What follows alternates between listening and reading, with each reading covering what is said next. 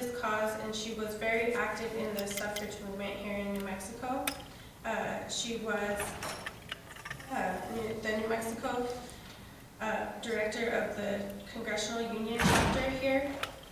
Also, she served as the chair of the Women's Division of the Republican State Committee, as well as the chair of the New Mexico Federation of Women's Clubs.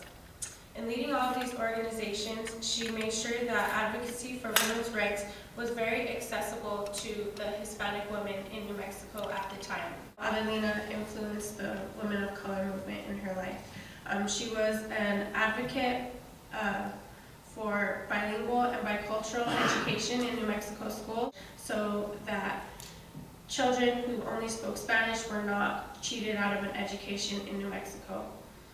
How do you think the research project has impacted your own educational or professional aspirations? Well, for me specifically, it's so easy to turn to internet databases and use that as a basis for your research, and it's good as a basis. But I mean, we have the Southwest, Center for Research downstairs on Zimmerman, and that was a really big way of helping me out, helping me start that, that track. And then definitely going down and doing more research on our own was just very interesting.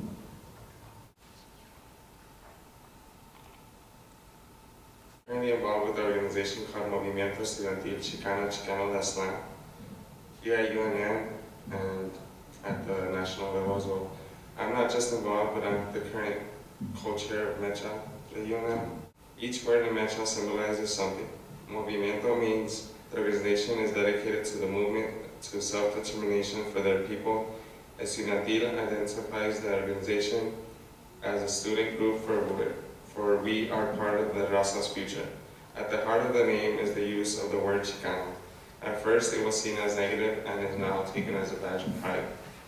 In terms of a social issue for me as education, I currently work with the SB 582, and so I go around the state and work with college students and high school students to really talk about, again, not only what the legislation means, but like where it comes from too, right? Because I think knowing your history. So for me as education, and really looking at the fact that when I was getting involved on campus, that's really what motivated me to get involved in the community was, you were sitting in the classroom and you were taking all this in, right, your own personal experience, and then saying, okay, why isn't there more people at the university, right? And so my biggest motivator, if I can, sort of define what I want to do in the future is education, right? And really looking at education quality and access to education. I am also passionate about education and engaging Latino students to go to college and also to finish high school, because a lot of them, unfortunately, are dropping out at incredibly high levels, and just making it through high school alone is a challenge for a lot of Latinos. I know in my family, I'm one of the ones that are like to my cousins, go to college, come on, you can do it, get an AP classes in high school, you can do it, come to UNM, you need to get ahead. So that's something I'm really passionate about as well. Reference Bureau has a Middle East and North Africa program that's aimed at raising public awareness for reproductive health, the environment, and developmental topics, many of which have traditionally excluded women. The MENA program distributes print and electronic publications, works with journalists to enhance their coverage of the topics mentioned before, and attempts to raise policymakers' awareness of these issues. The Global Campaign for Education, established by the World Health Organization, aims to raise money to help with lobbying efforts that are aimed at getting countries to actually uphold their commitments that they make to education. So I was first introduced to Chicano studies when I first attended college at CNM. I never heard much about it before, but later when I started attending the University of New Mexico, and aside from film, felt the urge to discover more about my history. So the Chicano Studies Department at UNM, not only have I discovered more about my culture, I have also developed a completely new way of learning. With that, I have shaped a way of combining film and Chicano studies together to benefit my ideal outcome in education. As I continue to learn different techniques and styles of filmmaking, I have been influenced by certain filmmakers like Lourdes Portillo to develop a sensibility in formulating a queer space within my own work. When I explain my work as queer, I'm not solely referring to sexuality as a form of human expression. Although the film refers to homosexuality, I also use queer to situate my work against heteronormativity that upholds white male heterosexual privilege, and also importantly, to refer to the non-traditional techniques and content I use in filmmaking. The presentation I'm going to give to you, hopefully, will explain why theater in itself deserves recognition as an academic process. This past semester, I directed 2 shows at the same time, and the one that I'm going to focus on is Electricidad by Luis Alvaro, that was produced by the UNM Department of Theater and Dance with Scrap Productions, the student production company on campus.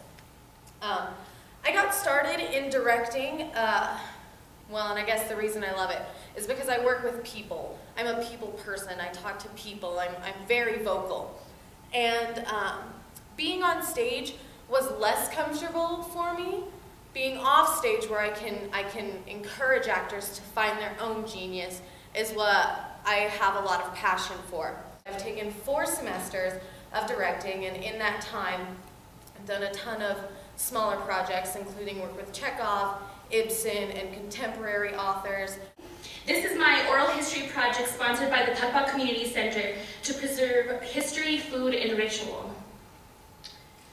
My first picture is a fabulous photo of the Taos Mountain.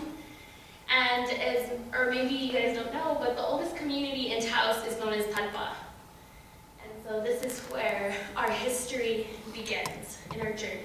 My cookbook starts off with this photograph, and this is at the house of Virginia Romero.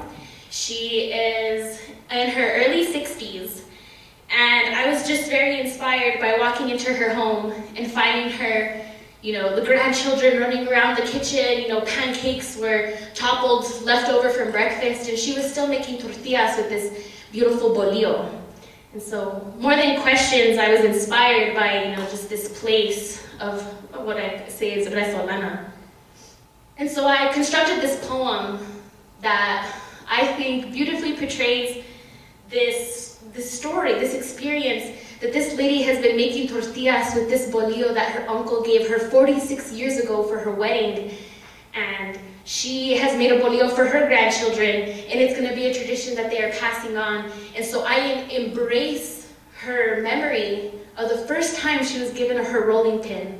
And so this is the poem, and this is the rolling pin.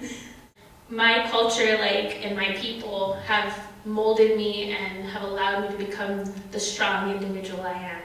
If it wasn't for my people, I wouldn't be here in front of all of you telling how beautiful and how strong the northern area is in their culture and in their traditions and in their food. I mean, it's all there. And so to me, doing this research project has allowed me to actually get through all the institution stuff, to be strong enough to stay here.